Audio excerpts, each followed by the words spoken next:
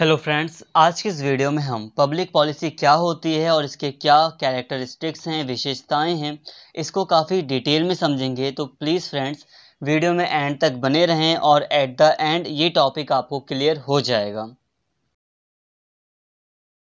Public policy को अगर हम बहुत ही कम शब्दों में समझें तो हम कह सकते हैं कि सरकार के द्वारा जनता के लिए जो भी नीति बनाई जाती है, जो भी पॉलिसी बनाई जाती है, उसी को हम पब्लिक पॉलिसी कहते हैं।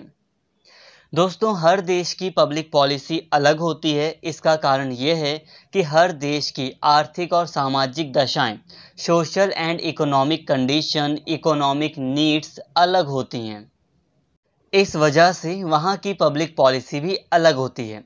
एग्ज़ाम्पल के लिए अगर हम भारत की लोक नीति बनाते हैं, पब्लिक पॉलिसी बनाते हैं, तो हम जब भारत के लिए बनाएंगे जब कोई भी पब्लिक पॉलिसी, तो हम यहाँ की गरीबी को देखेंगे, अशिक्षा को देखेंगे, इलिटरेसी को देखेंगे, अनएम्प्लॉयमेंट को देखेंगे, और जो फूड इनसिक्योरिटी है, खाद्य असुरक्षा है, इसको देखेंगे, जेंडर जस्टिस को देखेंगे और कमज़ोर वर्ग को देखेंगे। तो मतलब ये सारी चीज़ें देखेंगे और उस हिसाब से यहाँ की पब्लिक पॉलिसी बनाएंगे।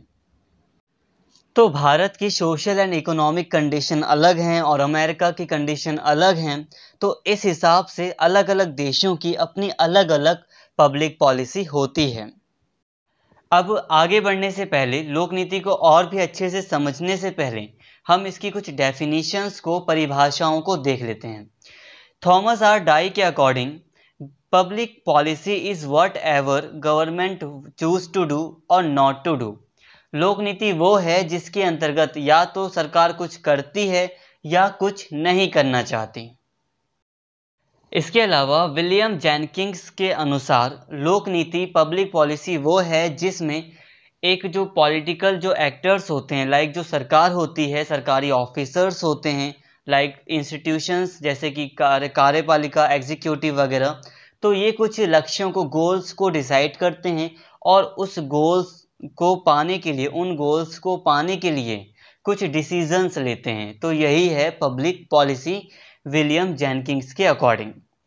इसके अलावा कोचरन के according the action of government and the intention that determines those actions, मतलब सरकार को क्या इरादा रखती है, क्या करना चाहती है। तो यही है पब्लिक पॉलिसी। फ्रेंड्स, यहाँ पर अभी हमने कुछ डेफिनेशंस को देखा है। हो सकता है डेफिनेशन सही से समझ ना आए, बट फिर भी हमें लोक नीति तो समझ में आ ही जाएगा, बट फिर भी इन डेफिनेशंस को हमें रट लेना है ताकि हम एग्ज़ाम में इन डेफिनेशंस को लिख कर आएँ। एग्जामिनर को आप लोक नीति अगर नहीं समझा पा रही तो कोई प्रॉब्लम नहीं है, बट अगर आप डेफिनेशंस लिखकर आ जाते हैं तो उसे आपको मार्क्स देने ही पड़ेंगे। ये सिर्फ आपके इस एग्ज़ाम के लिए नहीं है, सेमेस्टर के एग्ज़ाम के लिए नहीं है।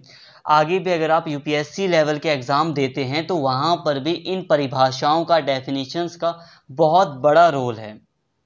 तो प्लीज़ इसको आप लर्न कर लीजिएगा। बट अगर मैं आपको बताऊं कि लोक नीति क्या है, तो लोक नीति में, पब्लिक पॉलिसी में सरकार क्या करती है, सरकार के ऊपर ही डिपेंड होता है। सरकार ही वैसे इसको पूरा का पूरा फ्रेम करती है, बनाती है। अब लोक नीति बनाते समय क्या चीज़ें शामिल हैं, देखिए। सरकार पहले से ही अपने कुछ गोल्स को डिसाइड कर लेती है। फर्स्ट चीज़ क्या हो गई कि गोल्स को डिसाइड कर लिया जाता है। अब उस गोल को कैसे, मतलब प्राप्त करना है, कैसे पाना है, हासिल कैसे करना है, उसके लिए प्लानिंग की जाती है, योजना बना ली जाती है। अब जब योजना बन जाती है तो फिर सरकार लेती है डिसीज़न, निर्णय लेती है, और जब वो निर्णय ले लेती है तो पूरा एक प्रोसेस कंप्लीट हो जाता है और तब पूरी तरह एक लोक नीति सामने आती है। तो लोक नीति में इस प्रकार हम कह सकते हैं, public policies are decisions taken by government to achieve preconceived goals which involves proper planning and a well planned course of action. लोक नीतियाँ सरकार द्वारा पूर्व निर्धारित लक्ष्यों की प्राप्ति के लिए, जो पहले से ही डिसाइड कर लिए हैं गोल्स, उनकी प्राप्ति के लिए लिए गए निर्णय हैं, लिया गया डिसीजन है, जिसमें किस तरह से उसको लागू करना है ये भी शामिल है। तो यही है पब्लिक पॉलिसी, जिसमें कुछ गोल्स डिसाइड किए जाते हैं, प्लान किया जाता है कि किस तरह से लागू किया जाएगा, फिर डिसीजन ले लिया जाता है। तो अगर आपको अभी तक पब्लिक पॉलिसी का मतलब नहीं समझ में आया तो भी घबराइए मत, बट इतना याद रखिए जितना भी अभी तक मैंने वीडियो में बताया इसको आप नोट डाउन करते रहिए, क्योंकि आपको एग्ज़ाम में तो लिखकर आना ही है। अब आगे की वीडियो देखिए, आपको डेफिनेटली समझ में आ जाएगा। तो अब हम बात करते हैं कैरेक्टरिस्टिक्स ऑफ पब्लिक पॉलिसी। इसकी पहली विशेषता ये है कि पब्लिक पॉलिसी गोल ओरिएंटेड होती है। पब्लिक पॉलिसी का अपना एक लक्ष्य होता है, अपना एक उद्देश्य होता है।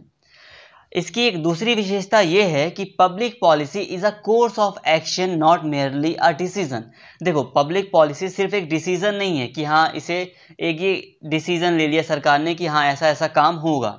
ये एक साथ में एक कोर्स भी है कि किस तरह से इसको इम्प्लीमेंट किया जाना है, किस तरह से क्या प्रोसीजर होगा, किस तरह से इसे लागू किया जाना है। तो ये कोर्स भी है एक। इसके अलावा जो पब्लिक पॉलिसी होती है उसकी एक विशेषता ये है कि पब्लिक पॉलिसी ये दिखा देती है कि सरकार के पास कौन कौन से रिसोर्सेज अवेलेबल हैं, क्या संसाधन हैं सरकार के पास, देश के पास। इसके अलावा कौन कौन इस पॉलिसी को बनाने में इन्वॉल्व है, जैसे कि कई सारे स्टेक होल्डर्स होते हैं, हितधारक समूह होते हैं, जैसे कि कई सारे इंटरेस्ट ग्रुप्स होते हैं, सरकार होती है, सरकारी ऑफिसर्स वगैरह होते हैं, कई मांग करने वाले समूह होते हैं, ग्रुप्स होते हैं। तो कौन कौन पब्लिक पॉलिसी के निर्माण में शामिल है ये भी पॉलिसी हमें बता देती है।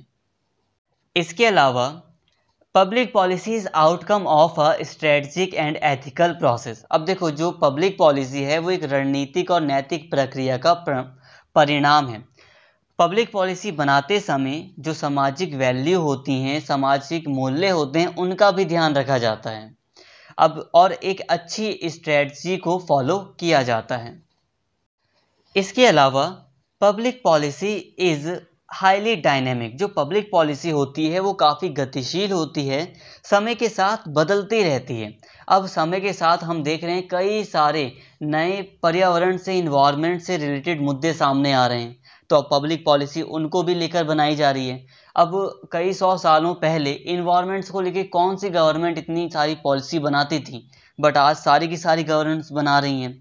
अब वायरस को लेके जो सोशल डिस्टेंसिंग है, मास्क लगाना है, तो इनसे रिलेटेड जो पॉलिसीज़ हैं वो दिखा रही हैं कि किस तरह से समय के साथ पब्लिक पॉलिसी बदलती रहती है। Apart from this, public policy is a complex process. जो पब्लिक पॉलिसी है वो एक जटिल प्रक्रिया है। इतना आसान नहीं होता पब्लिक पॉलिसी बनाना। पहले तो सरकार के पास कई सारी मांगें आती हैं, कई सारे ग्रुप्स हैं, कई सारे किसानों की मांगें हैं, दुकानदारों की मांगें हैं, कई सारे कस्टमर्स जो होते हैं, उपभोक्ता समूह, उनकी मांग होती है। तो सरकार को सभी की मांगों पर ध्यान देना पड़ता है। उसके अलावा सामाजिक बजट कितना है, इकोनॉमिक बजट कितना है, सरकार पर पैसा कितना है, और उस काम को करने के लिए सरकार के पास कितनी सारी इंफॉर्मेशन है। तो ये सारी कुछ प्रक्रियाएं होती हैं। तो जिस वजह से हम कह रहे हैं कि ये पब्लिक पॉलिसी एक कॉम्प्लेक्स प्रोसेस है, जटिल प्रक्रिया है। इसके साथ ही जो पब्लिक पॉलिसी होती है वो काफ़ी अच्छे से प्लान करके बनाई जाती है, काफ़ी रिसर्च करने के बाद बनाई जाती है। कई सारे आंकड़ों का यूज़ किया जाता है पब्लिक पॉलिसी बनाते समय। इसके साथ ही पब्लिक पॉलिसी जो होती है वो गाइडलाइंस पर बेस्ड होती है, दिशा निर्देशों पर आधारित होती है। पब्लिक पॉलिसी को किस तरह से लागू किया जाना है वो पहले से ही दिशा निर्देशित कर दिया जाता है जब वो बनाई जाती है। इसके साथ ही पब्लिक पॉलिसी जो होती है वो डायरेक्टेड टूवर्ड्स फ्यूचर, मतलब वो फ्यूचर को निर्देशित करती है। अब किसी टॉपिक पर अगर पब्लिक पॉलिसी बनाई गई, मान लीजिए इकोनॉमिक ग्रोथ पर कोई पब्लिक पॉलिसी बनाई जा रही है, भारत की अर्थव्यवस्था को ऊपर पहुंचाने के लिए, आगे बढ़ाने के लिए कोई पॉलिसी बनाई जा रही है, तो वो फ्यूचर को इंडिकेट करती है कि आने वाले 30 सालों में, 20 सालों में भारत इस ऊंचाई तक पहुंच जाएगा, 2030 तक भारत दुनिया की दूसरी सबसे बड़ी अर्थव्यवस्था बन सकता है, कुछ ऐसा। इसके अलावा public policy use the best available method, जो सबसे अच्छा जो मेथड अवेलेबल होता है, उस टाइम पर उपलब्ध होता है, उसी मेथड को पब्लिक पॉलिसी बनाने के लिए यूज़ किया जाता है। तो फ्रेंड्स, आज की इस वीडियो में इतना ही। अगर आपने इसके मॉडल्स को नहीं समझा है तो मॉडल्स की वीडियो आपको इस एंड स्क्रीन पर दिखाई दे रही होगी, आप उसको भी देख लें।